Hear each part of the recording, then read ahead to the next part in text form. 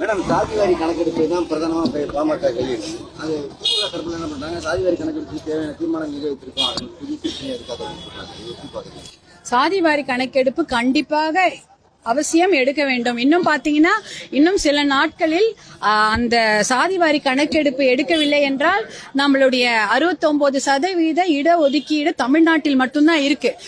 எல்லாருக்கும் தெரியும் 50% மேல் இடஒதுக்கீடு இருக்கக்கூடாது அப்படின்றது ஒரு கான்ஸ்டிடியூஷன், ஒரு சட்டமாக இருக்கிறது. ஆனா தமிழ்நாட்டில் மட்டும்தான் 69% இடஒதுக்கீடு இருக்கிறது.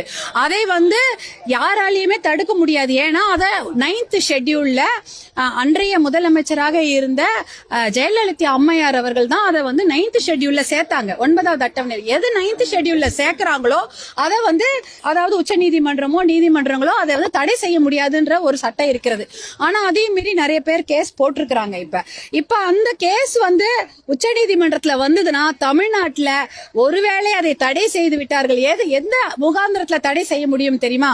சாதிவாரி கணக்கெடுப்பு நடத்தவில்லை, அப்புறம் எப்படி நீங்க 69% இடஒதுக்கீடு தருகிறீர்கள் என்று உச்ச நீதிமன்றம் கேள்வி கேட்டால் அந்த இடஒதுக்கீடு தடை செய்யப்பட்டுவிடும். அப்ப எப்படி படிப்பாங்க? கிராமத்துல இருந்து ஏழை மக்களும் 69% இடஒதுக்கீடு இருக்கத்தோட்டுதான் இவ்வளவு பேர் படிக்கிறாங்க வராங்க. இது இல்ல அது கூட இல்லன்னு வச்சுங்க, படிக்கவே மாட்டாங்க. பாவம் இன்னும் குடிச்சிட்டு கிடிச்சிட்டு கிராமத்துல வேலை இல்லாம இருப்பாங்க.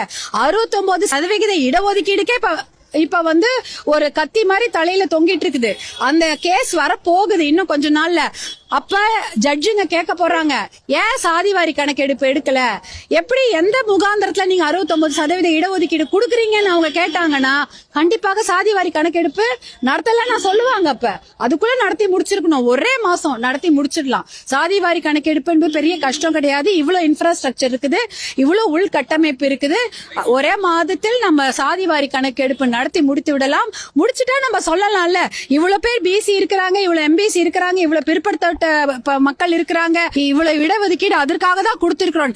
இத மாதிரி ஒரு கேள்வி எழும்பொழுதுதான் அன்னைக்கு அரசு அதிகாரியாக இருந்த அம்பாசங்கர் அவர்கள் தெரு தெருவாக இந்தியாலே அது மாதிரி ஒரு சாதிவாரி கணக்கெடுப்பை யாருமே பண்ணிருக்க மாட்டாங்க, தமிழ்நாட்டுல கொண்டு வராங்க.